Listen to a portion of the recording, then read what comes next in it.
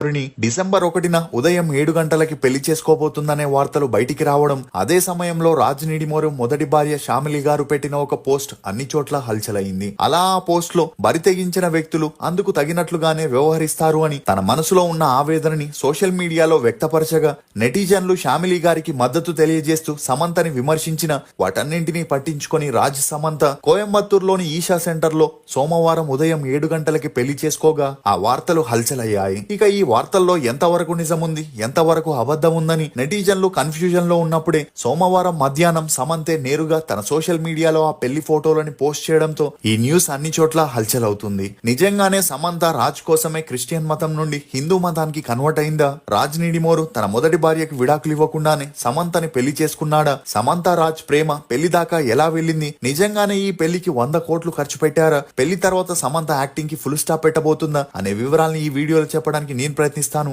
మీరు మాత్రం ఈ వీడియోని పూర్తిగా చూస్తూ ఒక లైక్ చేయడం ద్వారా మీ సపోర్ట్ ని మాకు తెలియజేయండి. హే గైస్, జస్ట్ మీరు 99,000 పెట్టి మంత్లీ 1,20,000 వరకు ఎర్న్ చేయొచ్చు. ఎలానో చెప్తా, వీడియోని లాస్ట్ వరకు చూడండి. రీసెంట్ గా మన సౌత్ ఇండియాలో వైరల్ అవుతున్న ఈ బేబర్ కెఫే గురించి నేను చెప్తున్నా. ఈ ఫ్రాన్సిస్ ఎస్టేడియం మన ఐజాలో బృందావన్ రెస్టారెంట్ లో కూడా ఓపెన్ అయింది. వీళ్ళ స్పెషల్ వచ్చేసి తందూరి చాయ్. ఫర్ ది ఫస్ట్ టైం ఈ తందూరి చాయ్ ని మన సౌత్ ఇండియాలో ఇంట్రడ్యూస్ చేసింది కూడా బేబర్ కెఫే వాళ్ళే. అండ్ ఈ తందూరి చాయ్ మేకింగ్ ప్రాసెస్ చాలా నేచురల్ గా ఉంది. వీళ్ళు ప్లాస్టిక్ మరియు పేపర్ గ్లాస్ ని వాడకుండా మంచిగా మట్టితో చేసిన పాట్ గ్లాస్ ని వాడుతారు. ఇంకా టేస్ట్ విషయానికి వస్తే టేస్ట్ మాత్రం వేరే లెవెల్ గా ఉంది. ఒక్కసారి తాగితే మీరు కూడా అబ్బా అని అనాల్సిందే, అంత బాగుంది టేస్ట్. అండ్ ఈ మట్టి గ్లాస్ లో తాగడం వల్ల మీరు చాలా హెల్తీగా అండ్ ఫిట్ గా ఉంటారు. అండ్ వీళ్ళ దగ్గర తందూరి చాయ్ తో పాటు బేబర్ చాక్లెట్ చాయ్, ఇలైచీ చాయ్, గ్రీన్ టీ, బెల్లం టీ, కాఫీ, మసాలా చాయ్ కూడా ఉన్నాయి. జస్ట్ 99,000 కి వీళ్ళు కంటైనర్ తో సహా టోటల్ సెటప్ చేసి ఇస్తారు. మీరు కూడా ఈ ఫ్రాన్సిస్ పెట్టి మంచిగా ఎర్న్ చేయాలనుకుంటున్నారా? మరి లేట్ ఎందుకు, వెంటనే స్క్రీన్ పైన ఉన్న నెంబర్ కి ఇప్పుడే కాల్ చేయండి. అండ్ ఇలాంటి క్రేజీ వీడియోస్ కోసం మన అకౌంట్ ని ఫాలో చేయండి.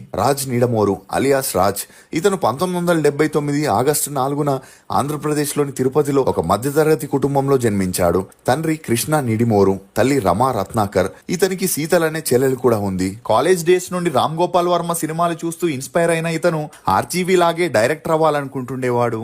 ఇదిలా ఉన్నప్పుడే రాజ్ తన ఇంజనీరింగ్ కోర్సుని తిరుపతిలోని శ్రీ వెంకటేశ్వర యూనివర్సిటీలో చదివేటప్పుడు దాసరి కొత్తపల్లి కృష్ణ అలియాస్ డీకే కృష్ణ అనే అతన్ని కలవడం, కృష్ణకి కూడా సినిమాల మీద ఇంట్రెస్ట్ ఉన్న కారణంగా రాజ్ మరియు కృష్ణ కొద్ది రోజుల్లోనే బెస్ట్ ఫ్రెండ్స్ గా మారారు.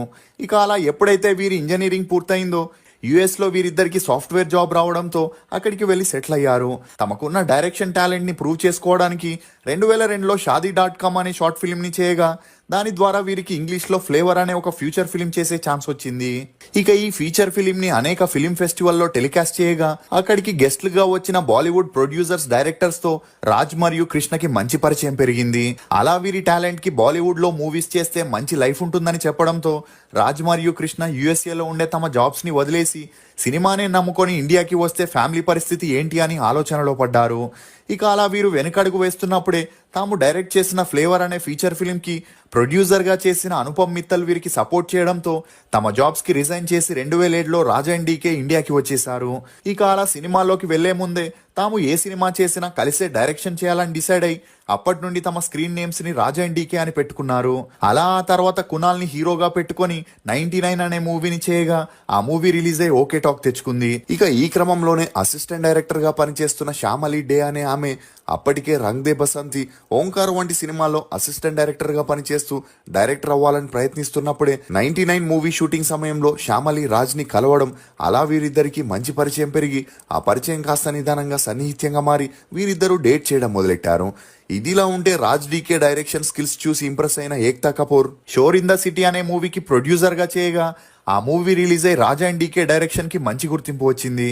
అలా ఆ తర్వాత go Goa, gone, happy ending, a gentleman, Stree అనే మూవీస్ ని చేసిన వీరి పేరు బాలీవుడ్ కే పరిమితమైంది తప్ప సౌత్ లో ఎక్కడా వీరి పేరు వినిపించలేదు. ఇక మరోవైపు 7 సంవత్సరాలు శ్యామలితో డేట్ చేసి మంచి అండర్స్టాండింగ్ రావడంతో రాజ్ శ్యామలి 2015లో ఇరు కుటుంబ సభ్యుల సమక్షంలో పెళ్లి చేసుకోగా వీరి అన్యోన్య సంసారానికి గుర్తుగా ఒక అమ్మాయి కూడా జన్మించింది. ఇక అలా అమ్మాయి పుట్టాక శ్యామలి పూర్తిగా ఇండస్ట్రీకి ఫుల్ స్టాప్ పెట్టేసి తన దృష్టిని ఫ్యామిలీ వైపు మళ్లించింది. ఇదిలా ఉంటే కరోనా టైంలో ఫ్యామిలీ మ్యాన్ అనే సిరీస్ ని వీరిద్దరూ కలిసి ప్రొడ్యూసర్స్ గా, డైరెక్టర్స్ గా చేయగా ఈ సిరీస్ అమెజాన్ లో రిలీజ్ అయ్యి ఆల్ ఓవర్ ఇండియాలో అన్ని భాషల్లో మంచి ఆదరణ పొందింది. దీంతో ఫ్యామిలీ మ్యాన్ 2 సిరీస్ ని ప్లాన్ చేసి అందులో సమంతని వన్ ఆఫ్ ద హీరోయిన్ గా క్యాస్ట్ చేయాలని ఈమెను కాంటాక్ట్ అవ్వగా ఆ స్టోరీలోని సమంత పాత్ర నాగ చైతన్యకి నచ్చకపోవడంతో వద్దని చెప్పినా అప్పటికే ఫ్యామిలీ మ్యాన్ 1 ఇండియా స్థాయిలో మంచి ఆదరణ పొందడంతో పార్ట్ 2 తో తను కూడా పాన్ ఇండియా లెవెల్లో మంచి గుర్తింపును పొందొచ్చని సమంత ఫ్యామిలీ మ్యాన్ 2 సిరీస్ కి సైన్ చేసింది. ఇక అప్పటి నుండి సమంతకి నాగ చైతన్యకి మనస్పర్ధాలు మొదలైన తన కెరియర్ ముందు పర్సనల్ లైఫ్ తనకి పెద్దగా అనిపించలేదనే చెప్పొచ్చు.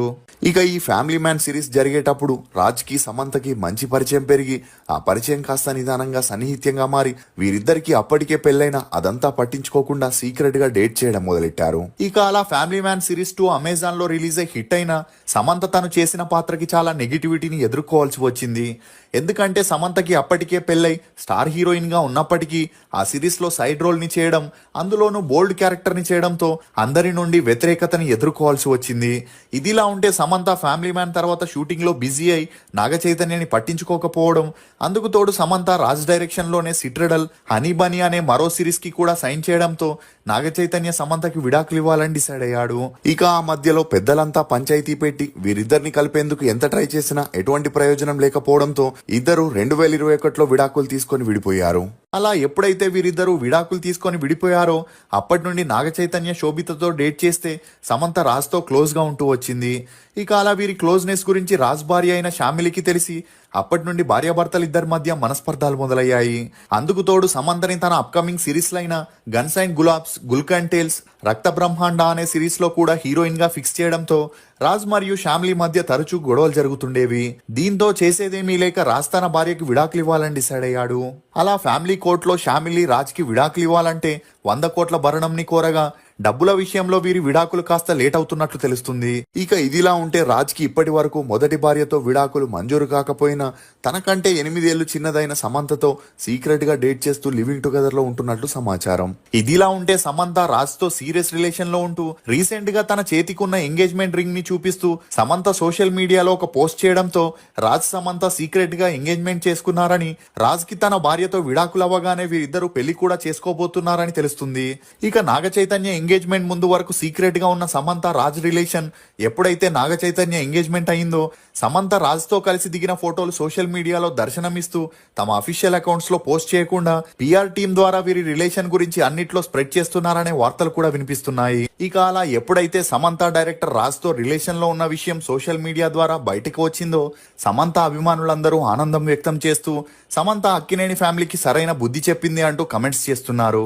ఇదిలా ఉంటే ఈ మధ్య సమంత ఎక్కడుంటే రాజ్ నిడుమోరు అక్కడే ఉంటున్నాడు. ఈవెంట్స్, పబ్లిక్ పార్టీస్, వెకేషన్స్ అని సమంత ఏం పని చేసినా దాని వెనుక రాజ్ ఉంటున్నాడని చెప్పడంలో ఎటువంటి అతిశయోక్తి లేదు. ఇక తాజాగా ఆల్కా మిస్టా అనే పర్ఫ్యూమ్ బ్రాండ్ ని సమంత లాంచ్ చేసి అందుకు సంబంధించిన ఒక ఈవెంట్ ని గ్రాండ్ గా నిర్వహించగా అందులో స్టార్ హీరోయిన్లు, బిజినెస్ మ్యాన్లు, వివిఐపీలు హాజరయ్యారు. ఇక అందుకు సంబంధించిన కొన్ని ఫోటోలని సమంత తన సోషల్ మీడియాలో షేర్ చేస్తూ తన కొత్త జర్నీ గురించి చెప్పుకొచ్చింది. ఇక అలా అన్ని ఫోటోస్ లో హైలైట్ గా నిలిచింది మాత్రం సమంత రాజ్ నిడమోరు ఫోటో అనే చెప్పొచ్చు. ఆ ఫోటోలో రాజ్ నిడమోరు ఒక చేత్తో విస్కీ గ్లాస్ ని పట్టుకొని మరో చేత్తో సమంత నడుము మీద చేసి తనని కౌగలించుకున్న ఫోటోని షేర్ చేస్తూ స్నేహితులు మరియు కుటుంబ సభ్యుల సమక్షంలో గత 1.5 కాలంలో తన కెరియర్ లో కొన్ని డేరింగ్ స్టెప్పులు వేసిందని, అలాంటి రిస్క్ల వల్ల తనకి కాన్ఫిడెన్స్ మరింత పెరిగిందని, ముందుకి ఎలా వెళ్లాలో నేర్చుకొనిందని, అలా ఈ రోజు తన విజయాన్ని సెలబ్రేట్ చేసుకుంటున్నానని, అత్యంత తెలివిగా కష్టపడి పనిచేసే వారిని కలిశానని చాలా నమ్మకంతో చెబుతున్నాను, ఇది ప్రారంభం మాత్రమే అంటూ సమంత పోస్ట్ చేయడంతో ఆ ఫోటోస్ సోషల్ మీడియాలో హల్చల్ అయ్యాయి. ఇక తాజాగా వచ్చిన సమాచారం ప్రకారం రాజ్ నిడిమోరు తన భార్య శామిలి గారి నుండి విడిపోవాలనుకుంటున్నట్లు కరాఖండిగా చెప్పగా